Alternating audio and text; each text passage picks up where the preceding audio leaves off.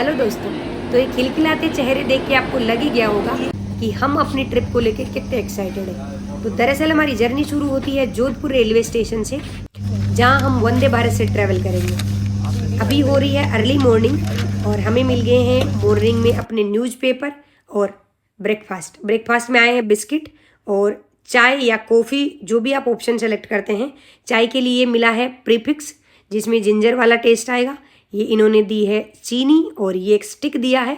और ये कप में गर्म पानी तो हमें ला देंगे, लेकिन चाय हमें घोल के यहाँ खुद ही बनानी है। देखो, ये मेरे दोस्त हैं पंडित जी, जो चाय बना रहे हैं। पर देखो, मेरे को तो चाय नहीं पसंद आई, क्योंकि हम रह गए देसी लोग, अपने आती है गैस चूल्हे वाली उबली हुई चाय पसंद। ये गर्म पानी में प्रीमिक्स मिला के चाय बनाना मुझे तो कोई मज़ा नहीं आया, लेकिन फिर भी ट्रैवल करते हुए टाइम पास के लिए ठीक ठाक ऑप्शन था। तो हमने न्यूज़पेपर पढ़े। वैसे मुझे न्यूज़पेपर भी पढ़ना पसंद नहीं है, लेकिन हमने थोड़े बहुत न्यूज़पेपर पढ़े, मोटा मोटा न्यूज़। उसके बाद में अपनी चाय का लुत्फ उठाया। और ब्रेकफास्ट में वेज और नॉन वेज दोनों ऑप्शन थे, तो क्योंकि मैं तो प्योर वेजिटेरियन हूँ तो मैंने वेज लिया। ये हमारे पंडित जी जिन्होंने नॉन वेज लिया। देखो, यहाँ वेज और नॉन वेज की अलग से पहचान भी थी। जो वेज नाश्ता है वो आया है ग्रीन ट्रे में, और जो नॉन वेज आया है वो है रेड ट्रे में। तो मिक्स होने का कोई चांस ही नहीं है। तो ऐसे ही खाते पीते हमारा छोटा ही सफ़र था। हम जोधपुर से जा रहे हैं अहमदाबाद। पर एक्चुअली मैं आपको ये तो बताना ही भूल गई कि अहमदाबाद क्यों जा रहे हैं। हमारे एक सीनियर रेजिडेंट डॉक्टर की शादी है, जिसको अटेंड करने के लिए हम अहमदाबाद जा रहे हैं। पर आप सबको ये तो पता ही है कि मुझे घूमना कितना पसंद है। तो मैंने सोचा, जब हम अहमदाबाद गुजरात जा ही रहे हैं, अपने जाने का किराया भाड़ा लग ही रहा है, तो क्यों नहीं 2 दिन की एक्स्ट्रा छुट्टी लेके थोड़ा इन्जॉय भी किया जाए। और ऐसे ही बातें करते खाते पीते हम पहुंचने वाले हैं अहमदाबाद। और हम उतरेंगे, अभी नेक्स्ट वाला स्टॉपेज है साबरमती रेलवे स्टेशन, और साबरमती पे जाके वंदे भारत रुकती है। और अब यहाँ से हम जाएंगे अपने होटल। और ये हम पहुँच गए हैं अपने होटल रूम, क्योंकि शाम को हम शादी का रिसेप्शन अटेंड करेंगे। और अभी हमारे पास सिर्फ दिन का टाइम है, जिसमें हमें पूरा लोकल अहमदाबाद मेन जगह एक्सप्लोर करनी है। तो सबसे पहले हमने किया चेक इन। और देखो, मेरा काम तो वीडियो बनाना है। हमारे सीनियर सर हैं जो रिसेप्शन पे बात कर रहे हैं, चेक इन कर रहे हैं। और एक बात और ख़ास थी, मैं इतने ऊंचे होटल में पहली बार रुकी थी, जहां मेरा रूम 13वें फ्लोर पे था। तो हमने चेक इन करा, रेडी हुए, और उसके बाद हम निकले हैं सबसे पहले साबरमती आश्रम, या यूँ कह लीजिए गांधी आश्रम, जहाँ पे हमें गांधी जी से रिलेटेड बहुत सारी चीज़ें जानने को मिली। देखो, मैं साइंस की स्टूडेंट हूँ, मुझे नहीं पता हिस्ट्री के बारे में, लेकिन इस गेट के अंदर घुसते ही ऐसे लगा कि हम कहीं इतिहास में घुस गए हैं। और हम इस आश्रम में भी घुसे ही जा रहे हैं, लेकिन गार्ड ने आवाज़ लगाई कि देखो भाई, सीधे नहीं जा सकते, एंट्री करके जानी पड़ेगी। यहाँ एंट्री की कोई फीस नहीं है, लेकिन एटलीस्ट तुम्हें लिखना तो पड़ेगा कि तुम आए कहाँ से, किधर जा रहे हो। तो हम शुरुआत करते हैं म्यूजियम से। यहाँ पे आगे जाएंगे तो म्यूजियम है, जिसमें गांधी जी से रिलेटेड बहुत सारी चीज़ें रखी हुई हैं। उन सबको एक्सप्लोर करते हैं हम साथ साथ, चलो। और ये म्यूजियम जो है वो हमें बताता है पूरी कहानी कि कैसे महात्मा गांधी मोहन से महात्मा बने। तो लेट्स सी, देखते हैं फटाफट अंदर क्या क्या है। आश्रम के सबसे बाहर साबरमती आश्रम का बोर्ड लग रहा है, जहाँ हम सब ने भी बहुत सारी फ़ोटोज़ खिंचवाई। और उसके बाद देखो, हमें गांधी जी के 3 बंदर भी देखने को मिले, और उसके नीचे पूरा कोट लिखा हुआ है कि क्या था, कैसे था, अच्छे अच्छे शब्द। और उसके बाद में हिस्ट्री पे आते हैं कि गांधी जी ने साबरमती आश्रम की स्थापना क्यों करी, उन्होंने साबरमती को ही क्यों चुना, उनके पीछे उद्देश्य क्या था। फिर यहाँ पे आगे आते हैं कि यहाँ से हमें स्टार्ट करना है। उसके बाद में आगे आगे बोर्ड लगे कि आप कैसे कैसे कैसे पूरे आश्रम को एक्सप्लोर कर सकते। और आपको यहाँ मिलते हैं बहुत सारे सवालों के जवाब कि गांधी जी का प्रोबेशन क्या था, गांधी जी ने इसकी स्थापना कब और क्यों करी। कुछ लोग ये भी कहते हैं कि ये जो आश्रम था वो गांधी जी की सच में कोई धुन था, या फिर उनकी सनक का नतीजा था, या गांधी जी सांसारिक जीवन से भी जुड़े रहना चाहते थे और आश्रम वाली लाइफ भी जीना चाहते थे, इसलिए उन्होंने साबरमती के किनारे इस आश्रम की स्थापना करी।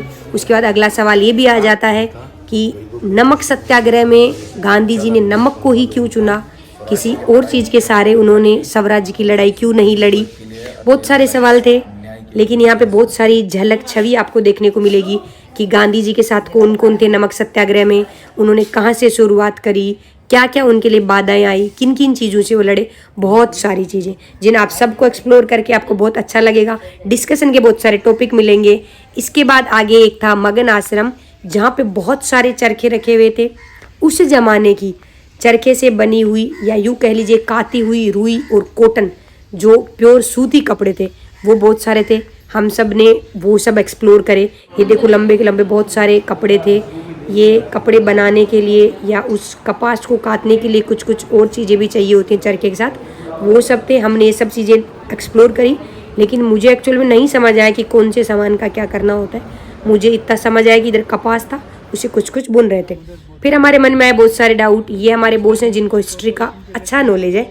इन्होंने हमें भी, जैसे गांधी जी ने अपने शिष्यों को या उनके अनुयायी थे उनको साबरमती आश्रम पे ज्ञान दिया था, वैसे ही हमारे बॉस ने साबरमती की यूँ कह लीजिए पहाड़ या दीवार पे बिठा के हमें बहुत सारा ज्ञान दिया कि क्या हुआ था, क्यों हुआ था, गांधी जी इधर ही क्यों आए। फिर सर को पता चल गया कि मैं वीडियो बना रही हूँ, तो बीच में हंस दिए, लेकिन फिर अपने ज्ञान को कंटिन्यू करते हुए। तो ऐसे करके हमने पहले म्यूजियम देखा। अब हम चलते हैं गांधी जी के घर की तरफ। गांधी जी का घर कैसा था, कितने कमरे थे, क्या क्या था। इससे पहले गांधी जी के म्यूजियम और घर के बीच में कुछ कुछ कुटियाएँ बनी हुई हैं, जहाँ पे उपासना मंदिर था, कुछ मंदिर बने हुए जहाँ गांधी जी पूजा करते थे, उनका मंदिर था। उसके बाद में थोड़ा आगे और जाके अभी आने वाला है गांधी जी का घर। तो देखते हैं गांधी जी के घर में क्या क्या सामान है। सारा यहाँ वही सामान रखा हुआ है जो उस ज़माने में यूज होता था, नया कुछ भी नहीं है। म्यूजियम बनाया हुआ है, पुरानी गांधी जी की यूज करी हुई चीज़ें, गांधी जी से रिलेटेड चीज़ें, जिनको देख के बहुत अच्छा लगता है। यहाँ चलते चलते बीच राह में गांधी जी की फ़ोटो रखी हुई थी, जहाँ पे आपको अपने शूज़ रिमूव करके जाना है। हम शूज़ रिमूव करके बहुत सारी फ़ोटो खिंचवाए। उसके बाद में हम पहुँच गए हैं गांधी जी के घर। गांधी जी के घर का नाम था हृदय कुंज, जिनमें वो अपनी श्रीमती पत्नी कस्तूरबा जी के साथ रहते थे। ये उनके घर का पीछे वाला पार्ट है। यहाँ से 3-4 कमरे बने हुए थे। ये आगे थोड़ा बरामदा टाइप था, और पीछे जाते हैं तो फुल वेंटिलेशन के साथ गांधी जी ने अपना कमरा जो है वो रिवर फेसिंग बनाया है। जैसे आजकल सी फेसिंग विलाज होते हैं, वैसे गांधी जी का कमरा था रिवर फेसिंग। इस गैलरी से अपन अंदर जाते हैं तो उधर आगे है गांधी जी का कमरा। चलो फटाफट मैं आपको भी दिखा देती हूँ। ये देखो, ये है गांधी जी का कमरा। सब लोग बहुत एक्साइटेड होकर देख रहे हैं कि हो सकता है उनका बेड कैसा था, कमरा कैसा था। मैं दिखाती हूँ आपको उसके कमरे में क्या मिला। ये देखो, इधर एक खोपचा बना हुआ है जहाँ से आप देख सकते हैं गांधी जी के कमरे के अंदर एक चरखा था और एक बैठने का कुछ कुछ लगा हुआ था। हेलो पंडित जी। उसके अलावा ये देखो, हमारे पंडित जी भी बहुत एक्साइटेड होकर झांक रहे हैं, लेकिन कुछ नहीं है अंदर। अंदर सिर्फ एक चरखा है। गांधी जी यहाँ बैठ के अपना चरखा चलाते थे, बस इतना ही है। पादुका ऐसी, और ये चश्मा ऐसा होता था उनका, देखा, जो स्वच्छता भारत के अभियान के ऊपर है। तो यहाँ एक अलमीरा में लगी हुई है रेप्लिकाज, जो फोटोज को देख देख के बनाई हुई है। उनका असली चश्मा नहीं है। और एक अलमीरा में रखे हुए हैं उनके ओरिजिनल सामान। तो देखो, आप देख पा रहे हैं कि यहाँ पे गांधी जी का जो ओरिजिनल चरखा था वो चरखा रखा हुआ है।